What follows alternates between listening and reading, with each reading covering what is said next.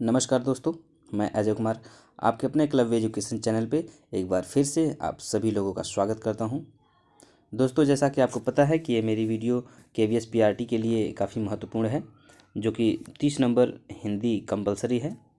तो उसी के लिए मैं प्रैक्टिस सेट दे रहा हूँ रोज़ आपको एक। तो बने रहिए मेरे साथ वीडियो के अंत तक। अगर आप नए हैं तो मेरे चैनल को सब्सक्राइब कर लीजिए। और 30 नंबर के लिए आपको कहीं और नहीं जाना पड़ेगा। मैं पूरा प्रयास करूंगा कि आपको 30 नंबर मेरे प्रैक्टिस सेट से मिल जाएं। तो आइए देखते हैं प्रश्न नंबर पहला। स्वर ध्वनि का प्रकार जो है गलत है वो कौन सा है? तो बताना है स्वर ध्वनि के प्रकार जो गलत है वो कौन है। तो दीर्घ स्वर, प्लुत स्वर, ह्रस्व स्वर, ये तो 3 स्वर होते हैं, परंतु ये जो यण स्वर है ऑप्शन नंबर डी ये गलत है। आगे देखते हैं प्रश्न नंबर दूसरा। खड़ी बोली का दूसरा नाम क्या है? तो खड़ी बोली का दूसरा नाम क्या है? कौरवी है या सरहिंदी है या फिर ए बी दोनों है या फिर नाग भाषा है? तो इसमें ऑप्शन नंबर सी सही होगा, ए और बी दोनों है। आगे देखते हैं प्रश्न नंबर 3। घर जमाई संगठनात्मक आधार पर कैसा शब्द है? तो घर जमाई संगठनात्मक आधार पर एक यौगिक शब्द है घर और जमाई, ऑप्शन नंबर ए सही होगा। अगला प्रश्न देखते हैं प्रश्न नंबर 4। उ का उच्चारण स्थान है। तो दोनों जो उ है, ह्रस्व उ और दीर्घ उ, इनका उच्चारण स्थान क्या है? तो कंठ, तालव्य, दंत्य, मूर्धा। तो क्या होगा? अगु विसर्जन या नाम कंठ। इसमें तो क ख ग घ ङ आते हैं, परंतु इस चौथे प्रश्न का ऑप्शन नंबर डी सही होगा, मूर्धा। उपपदमानीय नाम ओष्ठव आता है, तो ऑप्शन नंबर डी सही होगा। आगे देखते हैं प्रश्न नंबर 5। प्रश्न नंबर 5 है, निम्न में पुल्लिंग शब्द का चयन कीजिए। तो पुल्लिंग शब्द बताना है, क्या वो बृहस्पति है, टोली है, सोसाइटी है या फिर कंपनी है? तो इनमें से पुल्लिंग शब्द बृहस्पति है, ऑप्शन नंबर ए सही होगा। अगला प्रश्न है प्रश्न नंबर 6। जाके प्रिय न राम वैदेही पंक्ति किस कवि की है? तो ये जो पंक्ति है ये किसकी है? क्या सूरदास जी की है या तुलसीदास जी की है, बिहारी दास जी की है या फिर मीराबाई की? तो ये जो पंक्ति है यह तुलसीदास जी का है, ऑप्शन नंबर बी सही होगा। आगे देखते हैं प्रश्न नंबर 7। जगदीश शब्द का संधि विच्छेद होगा। तो जगदीश शब्द का संधि विच्छेद क्या होगा? क्या जगद धन ईश होगा या जगद धनीश होगा, जग धनीश या फिर जगत धनीश? तो क्या होगा इसमें? ऑप्शन नंबर डी सही होगा, जगत धन ईश। आगे देखते हैं प्रश्न नंबर 8।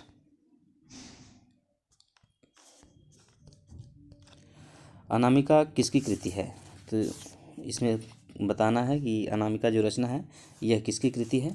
क्या सूर्यकांत त्रिपाठी निराला जी की है या रामधारी सिंह दिनकर जी की, मीराबाई की या फिर महादेवी वर्मा जी की? तो अनामिका सूर्यकांत त्रिपाठी निराला जी की रचना है, ऑप्शन नंबर ए सही होगा, सूर्यकांत त्रिपाठी निराला, जो कि छायावाद के 4 स्तंभों में से एक माने जाते हैं। आगे देखते हैं प्रश्न नंबर 9। दया सागर में कौन सा समास है? दया सागर, जिसे दया का सागर कहते हैं, तो क्या द्वंद्व समास है, कर्मधारय समास है, बहुव्रीहि या द्विगु समास? तो इसमें कर्मधारय समास होगा, दया का सागर, ऑप्शन नंबर बी। आगे देखते हैं प्रश्न नंबर 10। प्रश्न नंबर 10 है, उसके मुख को कोई कमल कोई चंद्र कहता है, इस पंक्ति में कौन सा अलंकार है? तो उसके मुख को कोई सूर्य कोई कमल कोई चंद्र कहता है, इसमें कौन सा अलंकार है? तो क्या भ्रांतिमान अलंकार है या संदेह है या उल्लेख है या फिर विभावना अलंकार है? तो इसमें बताना है कौन सा अलंकार है। तो इसमें ऑप्शन नंबर सी सही होगा, उल्लेख अलंकार। आगे देखते हैं प्रश्न नंबर 11। निम्न में से कौन सा युग्म गलत है? दांत कटी रोटी यानी गहरी मित्रता, जलती आग में घी डालना क्रोध को और भड़काना, बाँह पकड़ना यानी सहारा देना, धज्जियाँ उड़ाना यानी टुकड़े टुकड़े करना। तो इसका ऑप्शन नंबर डी सही होगा, ये गलत है, धज्जियाँ उड़ाना का टुकड़े टुकड़े करना नहीं होगा। बाकी ये चारों सही हैं, लेकिन इसमें गलत युग्म बताना है तो ऑप्शन नंबर डी सही होगा। आगे देखते हैं प्रश्न नंबर 12। व्याकरण की दृष्टि से कौन सा शब्द शुद्ध है?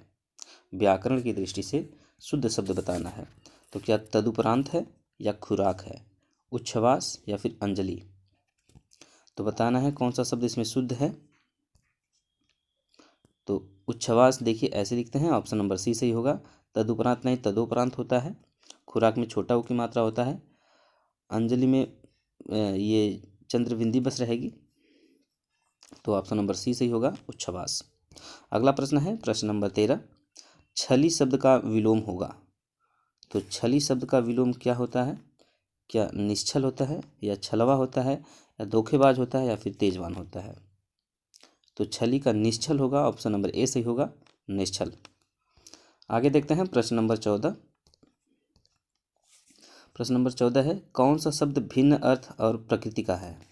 कौन सा शब्द है जिसकी प्रकृति और अर्थ दोनों भिन्न है बाकी शब्दों से?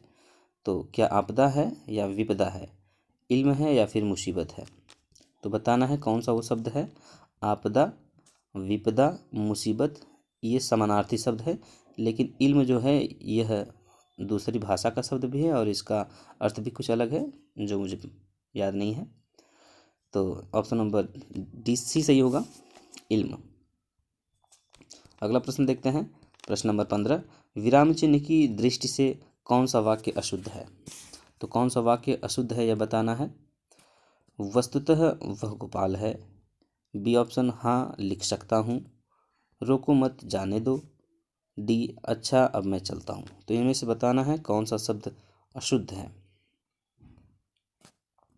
तो अच्छा अब मैं चलता हूँ, ऑप्शन नंबर डी अशुद्ध है। अच्छा के बाद यहाँ कामा होना चाहिए, यहाँ कुछ समय के लिए ठहराव, अच्छा अब मैं चलता हूँ ऐसा होना चाहिए। तो यह अशुद्ध वाक्य है। आगे देखते हैं प्रश्न नंबर 16।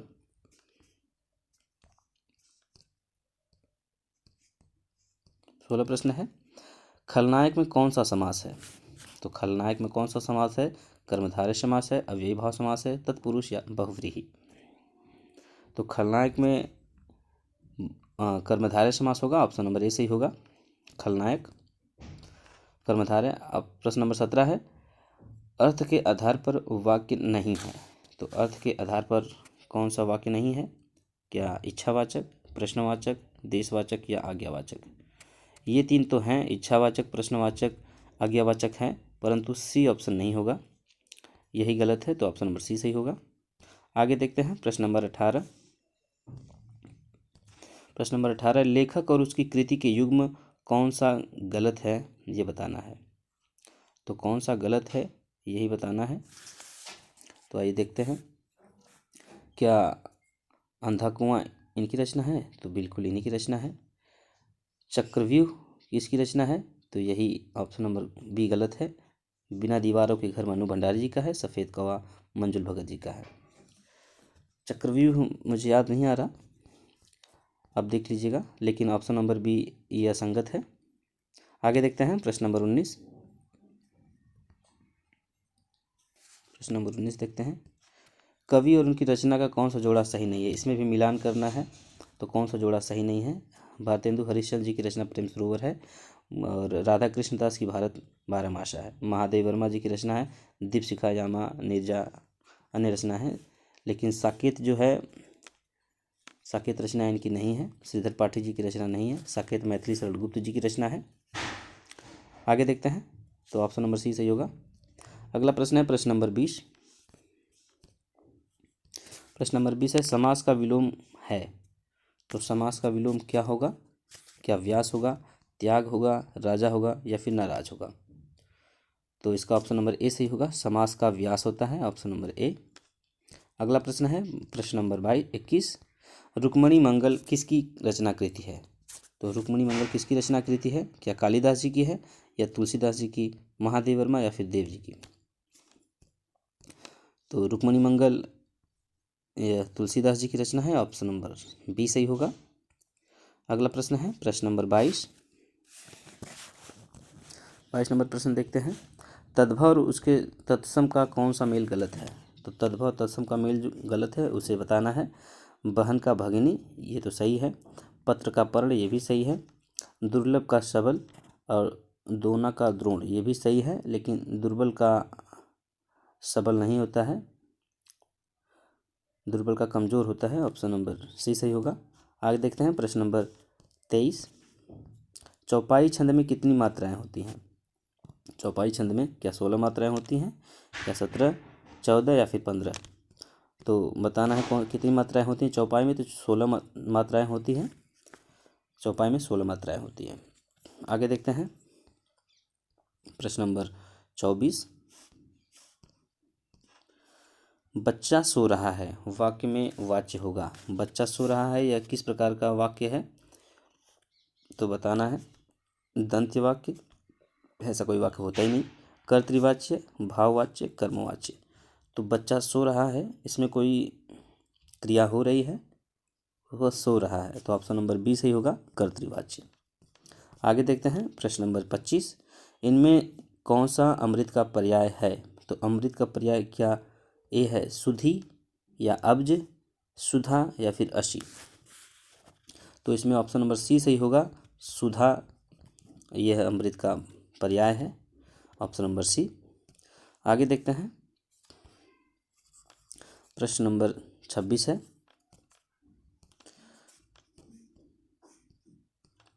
प्रश्न नंबर 26 है, उज्ज्वल में उपसर्ग है। तो उज्ज्वल में उपसर्ग कौन सा है? उत है या उज है, उच्च है या फिर उप है? तो बताना है उज्ज्वल में कौन सा उपसर्ग है। तो उत उपसर्ग है।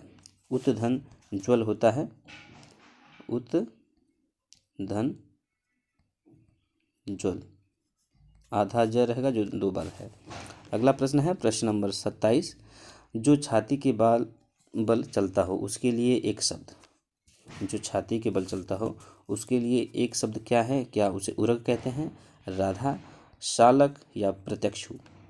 तो उसे उरग कहते हैं, ऑप्शन नंबर ए सही होगा, उरग। आगे देखते हैं प्रश्न नंबर 28। कहानी में प्रत्यय है, तो कहानी में कौन सा प्रत्यय लगा है? क्या आनी प्रत्यय है, नी प्रत्यय है, अनि प्रत्यय है या नीय प्रत्यय है? तो इसमें कौन सा प्रत्यय होगा? आनी प्रत्यय। कह में आनी प्रत्यय है कहानी, ऑप्शन नंबर ए। आगे देखते हैं प्रश्न नंबर 29। 29 नंबर प्रश्न है, इनमें से कौन सा शब्द प्राणिवाचक संज्ञा है? तो प्राणिवाचक बताना है, तो कौन सा है? क्या लड़का लड़की है, माता पिता है, भाई बहन है या उपयुक्त सभी है? तो प्राणिवाचक सभी हैं, ऑप्शन नंबर डी सही होगा।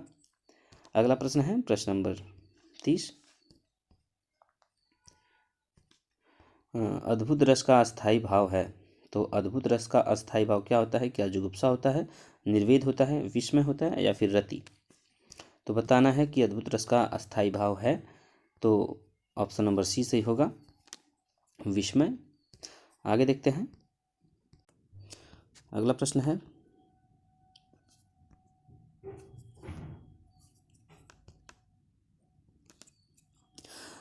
है कि आधार का विलोम है।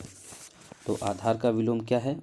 ऊपर है, निराधार है, धारदार है या फिर धरती है? तो बताना है कि आधार का विलोम क्या है। तो आधार का विलोम निराधार है, जो बिना आधार का हो, ऑप्शन नंबर बी सही होगा। अगला प्रश्न है प्रश्न नंबर 10। इनमें से कौन सा शब्द तालु से उच्चरित होता है? तो तालु से उच्चरित होने वाला शब्द कौन सा है? क्या च है या फ है, ध है या फिर भ है?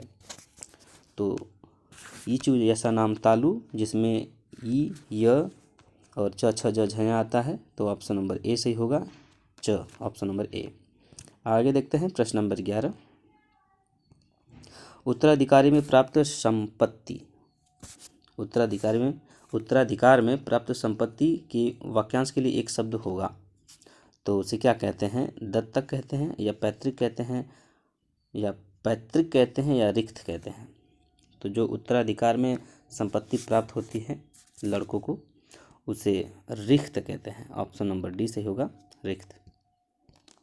अगला प्रश्न है प्रश्न नंबर 12। गमन का विलोम है। तो गमन का विलोम क्या होता है? क्या अंतरिक्ष है, आगमन है, गमन है या फिर रातों रात है? तो गमन का विलोम आगमन होता है, ऑप्शन नंबर बी सही होगा। आगे देखते हैं प्रश्न नंबर 13। दुष्प्राय में उपसर्ग है। तो दुष्प्राय में क्या दुष है या दु है, ये दुष है या दुख है। तो दुष्प्राय में ऑप्शन नंबर ए सही होगा, दुष उपसर्ग है। अगला देखते हैं प्रश्न नंबर 14। सुधा द्वारा चाय बनाई जाती है, वाक्य में कौन सा वाच्य है? सुधा द्वारा चाय बनाई जाती है तो भाववाच्य है या कर्मवाच्य है या कर्तृवाच्य या फिर कोई नहीं? तो सुधा चाय बनाती है, अगर ऐसा वाक्य रहता तो कर्तृवाच्य रहता, लेकिन सुधा के द्वारा चाय बनाई जा रही है, इसमें कर्मवाच्य है। ऑप्शन नंबर बी सही होगा, कर्मवाच्य। अगला प्रश्न देखते हैं प्रश्न नंबर 15। तद्भव और तत्सम का कौन सा मेल गलत है? ये बताना है। तद्भव तत्सम का मेल जो गलत है, तो लुहार का लौ हकार होता है, सच का सत्य है, रोना का विलाप है, लौंग का लवंग है। तो रोना का रुदन होता है, ऑप्शन नंबर सी गलत है। दोस्तों ये प्रैक्टिस सेट हमने कई जगहों से इकट्ठा किया है, जो कि काफ़ी महत्वपूर्ण है और इनमें से कन्फर्म आपका फंसने वाला है। आइए देखते हैं अगला प्रश्न, प्रश्न नंबर 16। लेखक और उसकी रचना का कौन सा जोड़ा गलत है? तो जो जोड़ा गलत है उसे बताना है। धूप के धान, ये तो सही है, गिरिजा कुमार माथुर का। काव्य विवेक चिंतामणि जी का है। प्रेम वाटिका रसखान जी का है। सूर साहित्य, यह मतीराम जी की रचना नहीं है, ऑप्शन नंबर डी सही होगा, यह असंगत है। आगे देखते हैं प्रश्न नंबर 17। 17 नंबर है, कौन सा शब्द भिन्न अर्थ वाला है? तो कौन सा शब्द है जो भिन्न अर्थ वाला है? जलन, द्वेष, दाह, पैड़ी। तो जलन, द्वेष, दाह ये सब समानार्थी शब्द हैं, लेकिन ये जो पैड़ी शब्द है यह भिन्न अर्थ वाला है। आगे देखते हैं प्रश्न नंबर 18। ठंडा लोहा के रचनाकार हैं, तो ठंडा लोहा के रचनाकार कौन है? क्या गेय जी हैं या धर्मवीर भारती, नरेंद्र शर्मा या फिर महादेव वर्मा? तो ठंडा लोहा धर्मवीर भारती जी की रचना है, ऑप्शन नंबर बी सही होगा। आगे देखते हैं प्रश्न नंबर 19। कमी का विलोम होगा, कमी का विलोम क्या कमाई होगा या नाखुश होगा, बाहुल्य होगा या फिर नमी होगा? तो कमाई तो होगा नहीं, नाखुश भी नहीं होगा। कमी का मतलब कमी है, तो बाहुल्य का मतलब अधिकता, तो ऑप्शन नंबर सी सही होगा। अगला प्रश्न है प्रश्न नंबर 20। व्याकरण की दृष्टि से अशुद्ध शब्द है, तो व्याकरण की दृष्टि से कौन सा शब्द अशुद्ध है? ए खाटमल, बी त्रिकाल, उपलक्ष्य या दक्ष? तो खाटमल जो है यह खाटमल नहीं खटमल होता है, ऑप्शन नंबर ए अशुद्ध है, तो ऑप्शन नंबर ए सही है। आगे देखते हैं प्रश्न नंबर 21। निम्न में से कौन सा युग्म गलत है? तो गलत युग्म बताना है। ढोल में पोल, केवल ऊपरी दिखावा, ठंडा करके खाओ, धैर्य से काम करो, सांच को आँच नहीं, सच्चा मनुष्य निडर होता है, और नीम हकीम खतरे जान, जान हकीम बन गए। तो यह नीम हकीम खतरे जान का अर्थ होता है कि थोड़ी जो जानकारी होती है उसमें ही मतलब घमंड करना, और इसका यही ऑप्शन गलत है, जान हकीम बन गए, ये ऑप्शन नंबर डी। आगे देखते हैं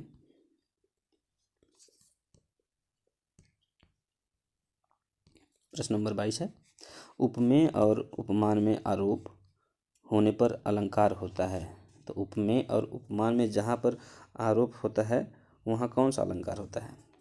तो क्या उत्प्रेक्षा अलंकार होता है, अपहनुति अलंकार, यमक अलंकार या फिर श्लेष अलंकार? तो यहाँ पे अपहनुति अलंकार होता है, ऑप्शन नंबर बी से होगा। अगला प्रश्न है प्रश्न नंबर 23। मेघनाथ शब्द में समास है, तो मेघनाथ शब्द में कौन सा समास है? क्या द्वंद्व है, द्विगु है, अव्ययी भाव है या फिर बहुव्रीहि है? तो मेघनाथ यह बहुव्रीहि समास है, यह मेघनाथ के लिए रूढ़ है, ऑप्शन नंबर डी सही होगा। आगे देखते हैं प्रश्न नंबर 24।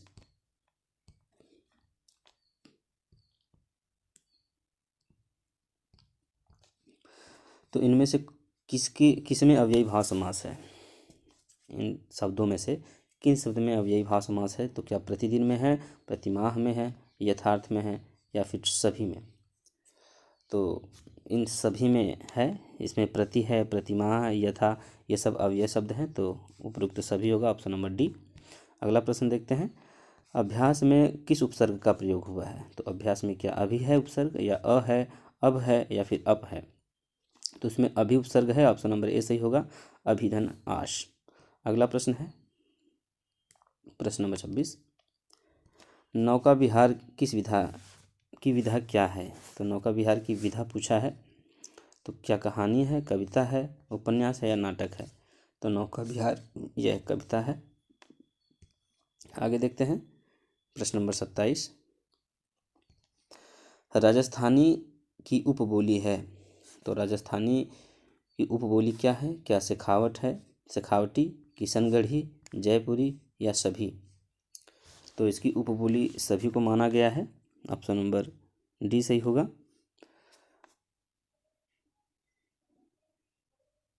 अगला प्रश्न है प्रश्न नंबर 28, इनमें से कौन सा पर्याय की दृष्टि से गलत है? तो कौन सा पर्याय की दृष्टि से गलत है? तो अश्व का तुरंग होता है, ये सही है। शशांक मतलब शशि यानी चंद्रमा का है, ये भी सही है। विष्णु अर्कजा नहीं होगा। गृह का मंदिर, ये तो हो सकता है। अर्कजा मतलब शायद सूर्य को कहा जाता है अर्क, तो ये तो नहीं होगा, ऑप्शन नंबर सी सही होगा। आगे देखते हैं प्रश्न नंबर 29, मदिरा पीने का प्याला के लिए एक शब्द। तो मदिरा पीने का प्याला को चषक कहते हैं, या गिलास, जग, या फिर कप? तो कप में तो चाय पीते हैं, कॉफ़ी पीते हैं, जग में पानी रखते भी हैं, गिलास में पानी पीते हैं, परंतु मदिरा के लिए एक विशेष प्याला रहता है जिसको चषक कहते हैं, ऑप्शन नंबर ए सही होगा। आगे देखते हैं प्रश्न नंबर 30, जब वाक्य समाप्त हो जाता है तो कौन सा विराम चिन्ह लगता है? जब वाक्य समाप्त हो जाता है तो उसमें कौन सा विराम चिन्ह लगता है? क्या अर्ध विराम लगता है, अल्प विराम, त्रुटि विराम, या फिर पूर्ण विराम? तो इसमें पूर्ण विराम लगता है, ऑप्शन नंबर ए सही होगा, जो कि उसका पहचान होता है खड़ी पाही ऐसे रहता है, अल्प विराम ऐसे करके ऐसे रहता है, अर्ध विराम थोड़ा ऐसे रहेगा, एक फिर ऐसे रहेगा। आगे देखते हैं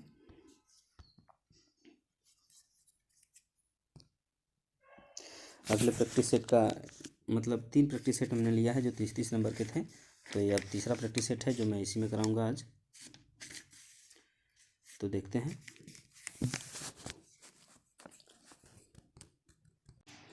तो कोई भाषा समृद्ध होती है, तो कोई भाषा कैसे समृद्ध होती है?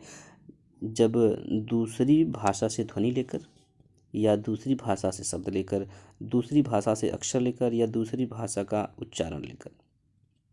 कोई भाषा कब समृद्ध होती है ये बताना है, तो ऑप्शन नंबर बी सही होगा, दूसरी भाषा से शब्द लेकर।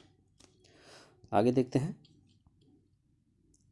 प्रश्न नंबर 2 है, निम्नांकित में कौन सा शब्द तत्सम नहीं है? तो बताना है कि कौन सा शब्द तत्सम नहीं है। क्या नक्षत्र है, अट्टालिका है, काठ है, या फिर अग्नि है? तो नक्षत्र तत्सम है, अट्टालिका भी तत्सम है, अग्नि भी तत्सम है, लेकिन जो सी ऑप्शन है कंठ, काठ, काठ यानी लकड़ी होता है, तो यह देशज शब्द है जो तत्सम नहीं है। आगे देखते हैं अगला प्रश्न है, अकार्य शब्द का तद्भव रूप है। तो अकार्य का तद्भव रूप क्या है? अकाम है, अकाज है, अकारत है, या इनमें से कोई नहीं? तो इसका ऑप्शन नंबर सी बी सही होगा, अकाज होता है तद्भव रूप। अगला प्रश्न है,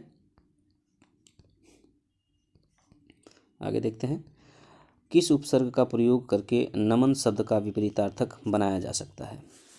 तो नमन शब्द का विपरीतार्थक बनाया जा सकता है आ लगाकर, उप लगाकर, अनु लगाकर, या प्रति लगाकर। तो गमन में अगर हम आ लगा देंगे तो आगमन हो जाएगा विपरीतार्थक शब्द। अगला प्रश्न है, निम्नांकित पदों में इक प्रत्यय प्रयुक्त हुआ है, इनमें से गलत पद कौन सा है? तो कौन सा है वो गलत शब्द बताना है। तो पक्षिक, दैविक, भौतिक, सामाजिक। तो इसमें से किसमें इक प्रत्यय प्रयुक्त हुआ है, इनमें से बताना है गलत पद। तो इसमें ऑप्शन नंबर ए सही होगा, पाक्षिक, पाक्षिक होता है, तो ऑप्शन नंबर ए गलत है। आगे देखते हैं।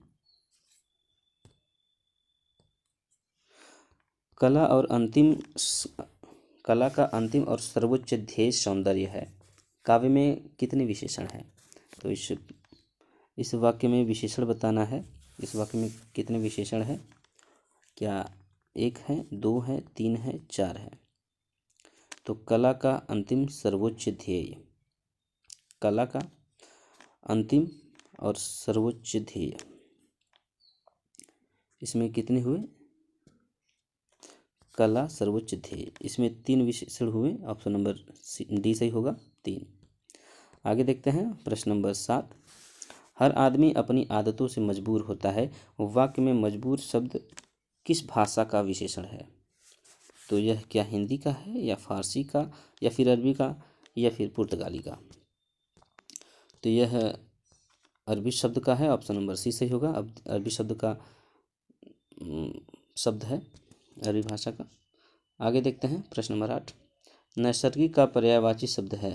तो नैसर्गिक का पर्यायवाची शब्द क्या होगा? क्या सत्कृत होगा, चमत्कृत होगा, या प्राकृत होगा, या चतुर्दिक? तो नैसर्गिक का पर्यायवाची प्राकृतिक होता है। ऑप्शन नंबर सी सही होगा। आगे देखते हैं। राजतंत्र में राजा महत्वपूर्ण होता है। रेखांकित शब्द का विलोम, यानी ये रेखांकित शब्द है राजतंत्र, इसका विलोम बताना है। तो राजतंत्र का क्या गणतंत्र होगा, स्वतंत्र होगा, तंत्र मंत्र, या फिर स्थावर? तो 9वां का ऑप्शन नंबर ए सही होगा। राजतंत्र का गणतंत्र होता है, स्वरतंत्र का विलोम परतंत्र होता है, और स्थावर का जंगम होता है। तंत्र मंत्र का तो कोई मुझे पता ही नहीं है, तंत्र मंत्र का विलोम होता भी है या नहीं। आगे देखते हैं प्रश्न नंबर 10। प्रश्न नंबर 10 है, छाती पर मूंग दलना मुहावरे का सही अर्थ चुनिए। छाती चौड़ी करना, बुरा भला कहना, होशियारी करना, या सामने ही आपत्तिजनक व्यवहार करना? तो ऑप्शन नंबर डी सही होगा, सामने ही आपत्तिजनक व्यवहार करना। आगे देखते हैं प्रश्न नंबर 11। शुद्ध वर्तनी का चयन कीजिए। तो शुद्ध वर्तनी का चयन करना है पुनर्जागरण, पुनर्जागरण, पुनर्जागरण, या पुनर्जागरण? तो इसमें से ऑप्शन नंबर ए सही होगा, पुनर्जागरण। आगे देखते हैं प्रश्न नंबर 12। धरती और आकाश के बीच के स्थान को क्या कहते हैं? जो धरती और स्थान के बीच के होते हैं स्थान, धरती आकाश के बीच, उसे क्या कहते हैं? क्या वायव्य कहते हैं, मेघ कहते हैं, अंतरिक्ष कहते हैं, या आंशिक कहते हैं? तो उसे अंतरिक्ष कहते हैं। ऑप्शन नंबर सी सही होगा। अगला प्रश्न है प्रश्न नंबर 13। महत्वाकांक्षी व्यक्ति कठोर परिश्रम करता है। कौन सा वाच्य है? तो कर्मवाच्य है, या कर्तृवाच्य है, भाववाच्य है, या फिर इनमें से कोई नहीं? तो इनमें से कर्तृवाच्य है। ऑप्शन नंबर बी सही होगा। आगे देखते हैं प्रश्न नंबर 14। पाकिटमार शब्द में कौन सा समास है? तो पाकिटमार शब्द में क्या बहुव्रीहि है, या तत्पुरुष है, कर्मधारय है, या फिर द्वंद्व समास है? तो पाकिटमार में तत्पुरुष समास है, पाकिट मारने वाला, पाकिट को मारने वाला तत्पुरुष समास। आगे देखते हैं। तमोगुण का सही संधि विच्छेद है। तो तमोगुण का सही संधि विच्छेद क्या होगा? ऑप्शन ए तमोधन गुण, तमह धन गुण, तम धन अगुण, इनमें से कोई नहीं। तो ऑप्शन नंबर बी सही होगा, तमह धन गुण, विसर्ग संधि। आगे देखते हैं प्रश्न नंबर 16। प्रश्न नंबर 16 है, निम्नलिखित में से अलंकार संप्रदाय के प्रवर्तक का किसे माना जाता है? अलंकार संप्रदाय का प्रवर्तक किसे माना जाता है? क्या विश्वनाथ जी को, भामह जी को, दंडी जी को, या फिर हजारी प्रसाद जी को? तो ऑप्शन नंबर बी सही होगा, भामह जी को माना जाता है अलंकार संप्रदाय का जनक, प्रवर्तक। आगे देखते हैं प्रश्न नंबर 22। भूखे को अन्न दो और प्यासे को जल, वाक्य में कौन सा कारक है? तो भूखे को अन्न दो, प्यासे को जल, इस वाक्य में क्या संप्रदान कारक है, अपादान है, संबंध है, या फिर अधिकरण है? तो इसमें संप्रदान है। कर्ता ने कर्म उपकरण सिकदा संप्रदान को के लिए, यानी भूखे को, प्यासे को। तो ऑप्शन नंबर ए सही होगा। अगला प्रश्न देखते हैं, प्रश्न नंबर 23। निम्नलिखित में पुल्लिंग शब्द है, तो इनमें से पुल्लिंग शब्द कौन सा है? सरसों है, मकई है, सारस है या फिर मूंग है? तो कौन सा शब्द है जो पुल्लिंग है? तो सारस जो है यह पुल्लिंग है, बाकी तीनों शब्द स्त्रीलिंग है। अगला प्रश्न है प्रश्न नंबर 24।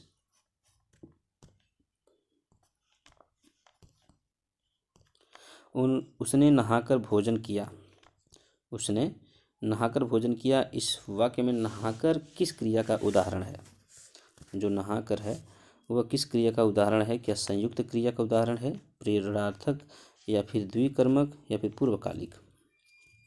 तो उसने नहाकर, यानी यह काम पहले नहा लिया उसके बाद भोजन किया है, तो यह पूर्वकालिक क्रिया हो गई है। ऑप्शन नंबर डी सही होगा।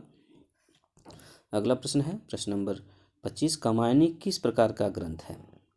तो कामायनी किस प्रकार का ग्रंथ है? क्या चंपू काव्य है, मुक्तक काव्य है, खंड काव्य है या फिर महाकाव्य है? तो यह महाकाव्य है। ऑप्शन नंबर डी सही होगा।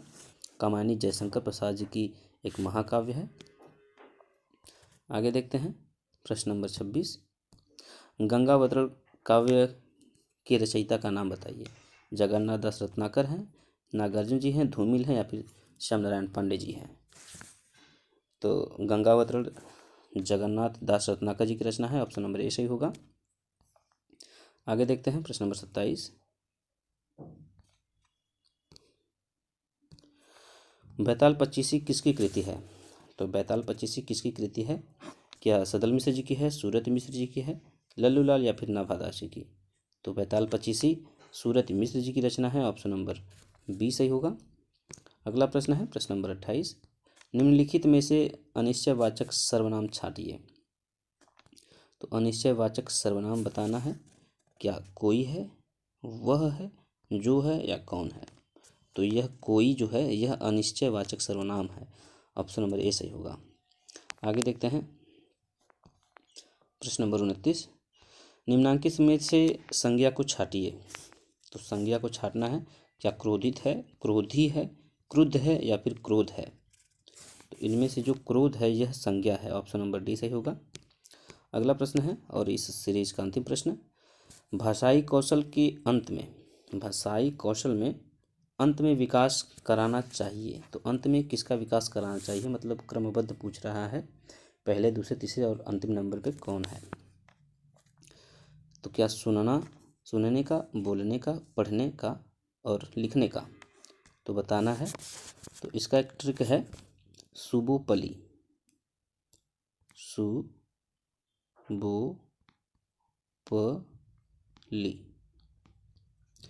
तो इसमें क्या आता है, पहले सुनना आता है, फिर बोलना आता है, फिर पढ़ना आता है, फिर लिखना आता है।